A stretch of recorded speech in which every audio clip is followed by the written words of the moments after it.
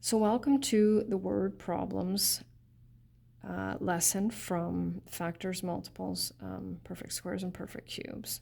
And so we're going to be dealing with volume. And so I'll just work through this one example with you. The volume of a rectangular prism is 1,200 cubic inches. So we want to try to, of course, fill up the space.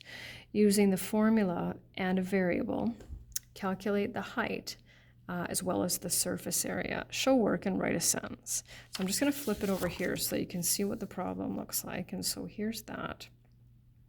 And I think what I'll do is I'll leave it here and then we'll be able to kind of take a look. So this is the formula for the surface area of a rectangular prism, which we're familiar with. And there's the volume formula for calculating the volume, but we're missing a dimension. And so what we're going to do first is we're going to figure out, okay, so which one is which? So we're going to call this the length, and we're going to call this the width, and of course we need to determine the height. And so we want to make sure that we're using correct notation and not trial and error. So what I like to do with these is because we're going to calculate the height and then we're going to calculate the surface area. So I like to put the formula in there first, not necessary, just to make sure that I put the numbers in the right spot. So what's the volume? Okay, I was on the flip side, 1,200. And we don't want to put any units in here because then that can get a little confusing. So then our length is 20, and our width is 5, and our height we don't know. So this kind of goes, it doesn't look like an equation from grade 9, but we need to be able to solve them.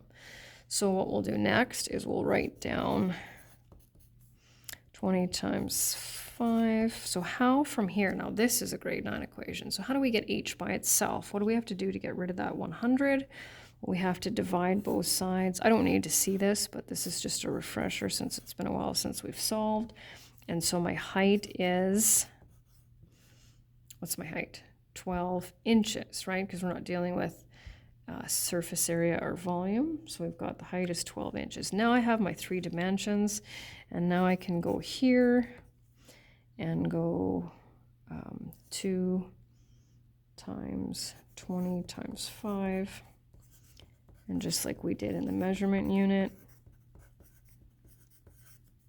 and surface area is 800. And then I need a sentence. I always ask for a sentence. So if I flip back over to what it asked me to do, it says, calculate the height and the surface area. So those are the 2 elements that need to be in my sentence. So the height, so it needs to start with a capital letter. The height is 12 inches. And the surface area,